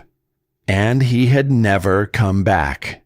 And 7 winters later, the man who had wanted his hill had quietly begun to claim it. The second item in the strongbox was the record of the meeting itself, witnessed, dated, A document drawn up the way careful men draw up the things they fear they will one day need to prove. 2 names upon it, the buyers and the sellers. The buyer's name was Amos Halloway. Wren looked at it for a long time. She did not feel what she had expected to feel. She had expected fury, or grief, or the cold, clean satisfaction of finally holding the proof in her 2 hands. Instead, what rose in her was something much quieter and much heavier. The sorrow of knowing a thing she could never now unknow. She thought of the old man who had gone down the open road in daylight because he believed that honesty was a kind of armor. She thought of how wrong he had been about that. And she thought, too, of the 3rd item in the strongbox, a letter, addressed in Eli's hand to whoever finds the deed and the will. She read it last by the fire, while the others waited. It was short. If you are reading this, then you stayed when you could have run. You kept this place when you could have stripped it bare and walked away the richer for it. So it is yours now, the way it was always meant to be yours. Not by blood, and not by money, but by the staying. A piece of advice from one who learned it too late. I built this hill to outlast my grief, and it did. But a shelter is only stone and wood. The thing that truly outlasts us is what we do for the ones who come after, when there is no profit in it, and no one watching, and no chance we will ever be thanked. Do that, and you will never truly be gone. Wren folded the letter closed, and she made a decision, sitting there by the fire, that she would never speak aloud. She would not say what she now believed about how Eli Marrow had died on that open road. She had no proof of it, only a smiling man's promise of patience, and an old man who went down the hill and did not return, and 7 years of silence in between. Some truths, once spoken, take a shape that cannot be unspoken.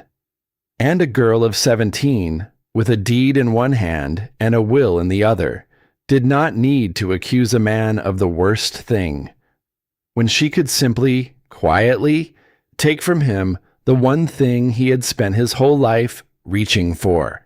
The land would answer him. She would let the land do it. He came 2 days later, when the deputy had broken the road far enough to walk it. She heard the engine first, and then the voices, and then the cold came down the wounded passage ahead of him.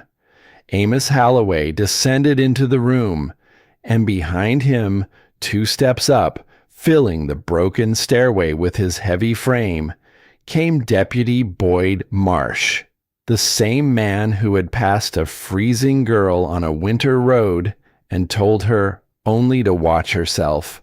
Amos reached the bottom, and he looked at the room. He looked at the dozen people looking back at him, at the loaded shelves and the steady stove and the braced and broken passage, and the boy sitting up on the bunk with a blanket round his shoulders. His face did not show surprise. He had always known this was here. That was the thing Wren understood, watching him. He had known about the hill and the room inside it for years. He had simply never imagined that the niece he put out to die in it would be the one standing in the middle of it, alive and in charge. His eyes found her. "You've no right to be here," he said, evenly, the way a man says a thing he has practiced in the mirror. He reached into his coat and drew out a folded paper, and he held it up, not to her, to the room, to everyone. "I filed a claim on this land with the county. There's no valid deed on record. The man who built it died with no heirs and no will. I'm the nearest documented claimant, by the lines of my own property. He let the paper open part way. Anyone sheltering here is doing so on my ground, by my leave, which I am within my rights to withdraw. The room said nothing, and Wren Holloway stood and crossed to the table, and picked up the deed, and the will, and the witnessed record of a meeting between two men, one of whom was standing in front of her now. She did not raise her voice. She had learned long ago that the quiet word lands harder than the loud one. "There is a valid deed," she said. Amos went very still. "And a will," she said, "witnessed, sealed, dated long before he died.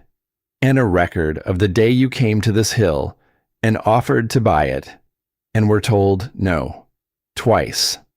The blood went out of his face, and then something else came into it, something he tried to hide and could not. The look of a man feeling the ground move beneath a plan he had been building, brick by brick, for 7 long years. From the stairs, Deputy Marsh spoke. "What is that?" he said. "In your hand, girl." "A deed," Wren said, "and a will, and the truth of how my uncle came to want this land so badly." She held them out to him, not to Amos, to the deputy. "Read them yourself." Boyd Marsh came down the last 2 steps. He took the pages from her, and he read them, slowly. The way a man reads when he has been told a thing was simple, and is realizing, line by line, that it was never simple at all. He turned the deed over and studied the witnessing seal. He read the will twice, his lips moving slightly on the second pass, and then he read the record of the meeting, and when he reached the name at the bottom of it, his eyes flicked up, to Amos, and then back down. Amos stood 3 feet away and said nothing, and it was the saying nothing that told Wren everything. A man who truly believed he had the law on his side would have spoken, would have argued, demanded, threatened. A man recalculating in the cold light of his own undoing said nothing at all. "These go to the county recorder," Marsh said at last. He refolded the pages along their creases, careful as a man handling something that might break, and he held them back out, to Wren, not to Amos. "Until they're authenticated and entered, nobody holds a legal claim to anything here." He looked at Amos. "That includes you." "Boyd," Amos said, low, "you know what I've been working toward all these years. You know." "I know what you told me you were working toward," the deputy said, and there was something new and hard in his voice now. "These pages tell a different story about the start of it." He held Amos's gaze steady. "Go home, Amos. Let the county sort it out. There's nothing for you up on this hill. There never was. It was never yours to begin with." Amos Holloway looked at the deputy. Then he looked, one last time, at his niece. And Wren braced herself for the cold calculation she had seen on his face 100 times. The look of a man already deciding his next move. But that was not what she saw.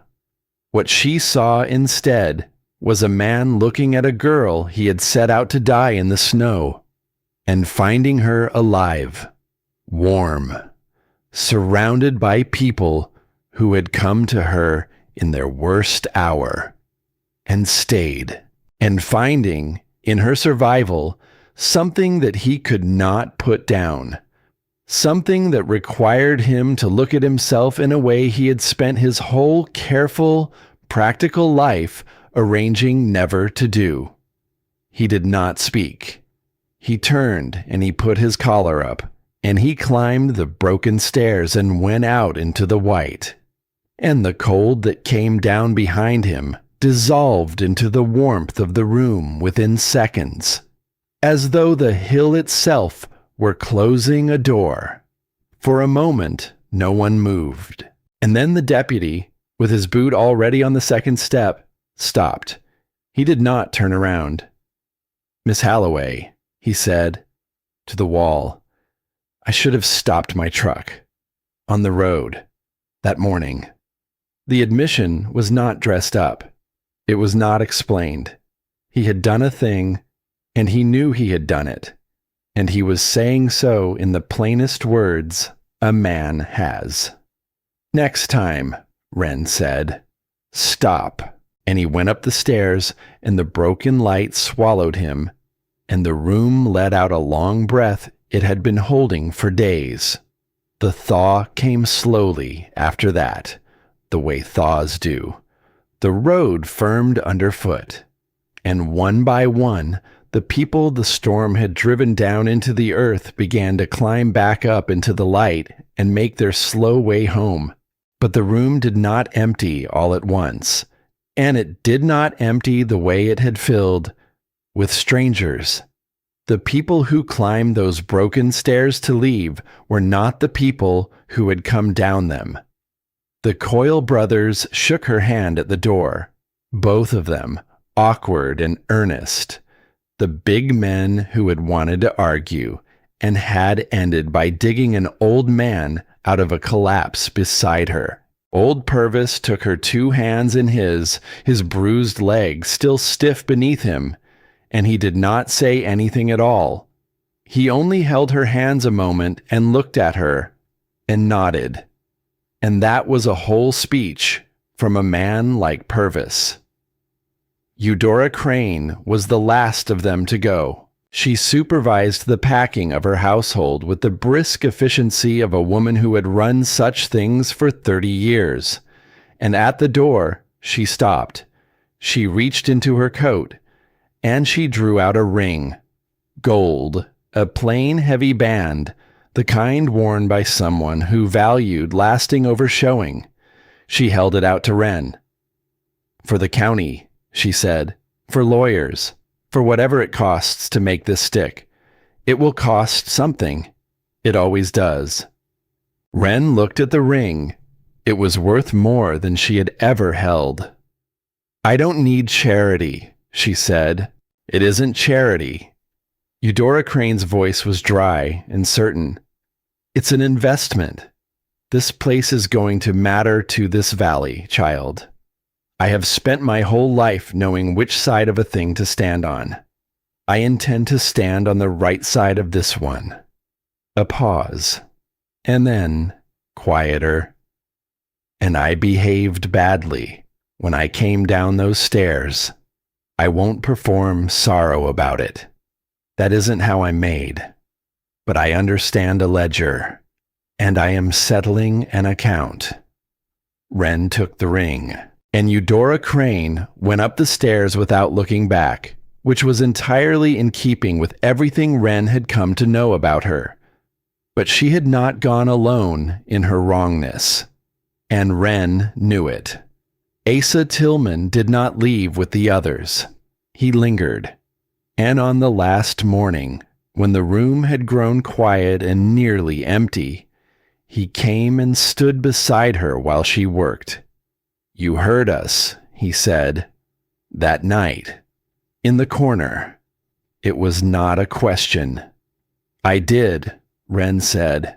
The old man was silent for a long moment, and when he spoke again, his voice had none of the easy weight it had carried when he first came down those stairs. "He came to me before the storm," Tillman said. "Your uncle. He spoke of the land, and of a claim, and of how a man of standing in the valley might ease the way of it, for a consideration. He looked at his own folded hands, and I listened. God forgive me, I listened, and I waited, and I let myself believe there might be a version of it that was reasonable. That was the worst part. I am so very practiced at finding the reasonable version of a thing I want to do. He looked up at her. I told myself I was protecting the community by wanting to take it from a girl who had no standing, when the truth is, you had already protected it. Days before I ever came down those stairs to lecture you on accountability. Wren set down the sack she had been checking. Why are you telling me this? She said. Because you knew, he said simply. You knew, and you let me stay anyway. You fed me. You let me sit by your fire when you could have put me out into the snow the way he put you. And a man can't carry that without saying so. He paused. I spent my whole life standing at the front of a room, child, telling other people what was right. And it took being saved by a girl I'd tried to push aside to learn the difference between being respected and being correct. And then Asa Tillman, who had never in his long life conceded anything in front of anyone, bowed his head to a girl of 17. What can I do, he said, to be useful? Wren handed him the inventory she had been keeping. Check these numbers against the shelves, she said. Tell me if I've missed anything. And he took the paper and he went to work, without another word. That was the end of it between them. Not because nothing had happened, but because they were both, in the end, people who moved forward rather than back, and the hill required forward. By the time the last of them had gone, only a few remained. Wren and Orla, who would not hear of leaving while there was teaching left to do. And Della and Toby, who climbed the hill most afternoons now, the boy for the wonder of the hidden door, the mother for reasons she had not yet found the words to say, and Hollis Voss, who came each day to rebuild the broken passage properly, bracing it first, then sealing it, then framing it new, with seasoned wood and a craftsman's patience, so that no storm would ever take that mouth of the hill again.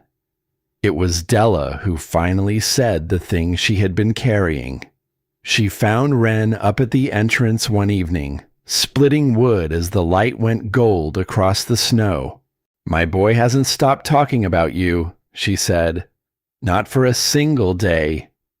She turned the words over carefully, the way you turn a thing you have rehearsed.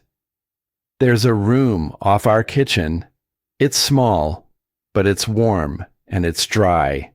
And there's a window that looks right up at this hill. She stopped. It isn't charity, Wren. I want you to know that. I'm not offering it the way folks offer things they want to feel good about offering. I'm offering it because my son is alive. Because you knew what to do with the wet mittens and the warm water and the small sips when I was past knowing anything at all, her voice caught. And because a girl who keeps a whole valley warm through the hardest winter any of us can remember ought not to have to wonder where she sleeps. Wren set the axe down on the splitting stump. She looked down at the valley, at the small yellow lights coming on in the windows of houses that had come through the dark. She could see the Renner place from here, the second-floor window, the one that looked up at the hill. And something in her, some long-held thing, some braced and guarded thing, eased. She had spent 6 years in a house where she was kept, not wanted, where her worth was measured in the work her hands could do, and she had walked out of that house and down a freezing road, and she had understood, with a cold and permanent clarity, that she was alone in the world. She had been so certain of it. She had built her whole survival on it. And the strange thing, the thing that closed her throat as she looked at that lit window down in the valley, was that she had been wrong, not abandoned, not kept, wanted. "Tell Toby," she said, and had to stop and start again. "Tell Toby I'll come down for supper, and we'll talk about the room." The boy found her up there an hour later, the way he always did. He sat on a stone and watched her work for a while without speaking, which was a thing she had come to love about him. He had learned during his week beneath the hill that being quiet beside another person was not the same as being lonely. "You're going to stay," he said, not asking, knowing. "I'm going to stay," she said. "On the hill?" "On the hill," she said.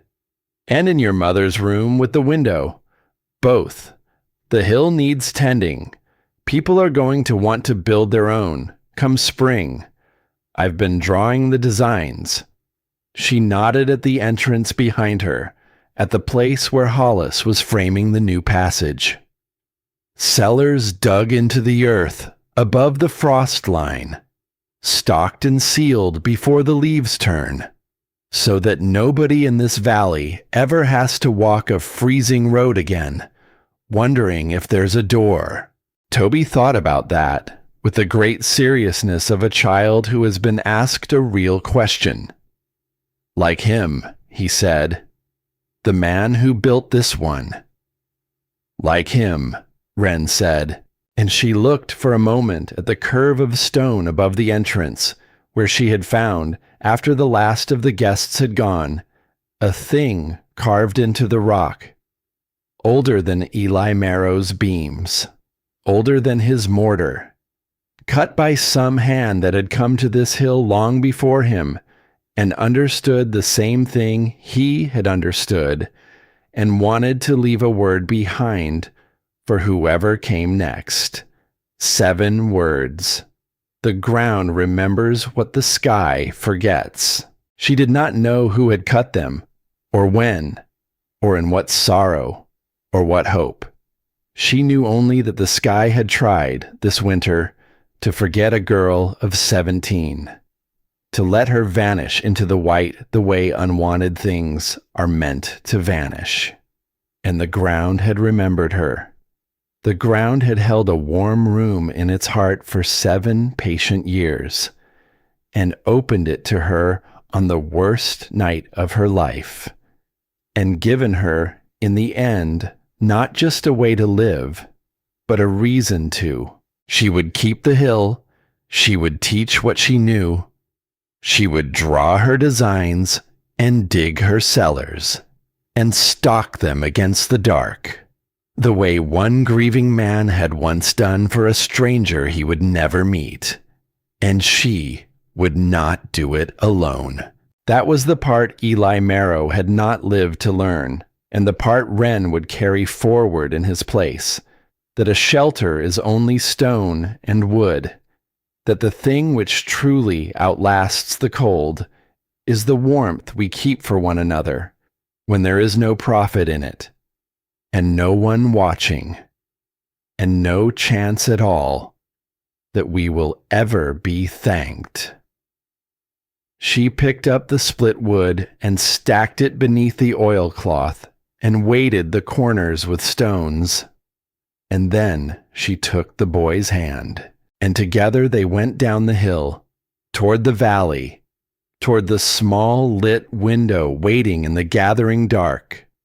And behind them, the hill stood quiet and full in the last of the light, holding everything it had always held, patient and ready for whoever came next.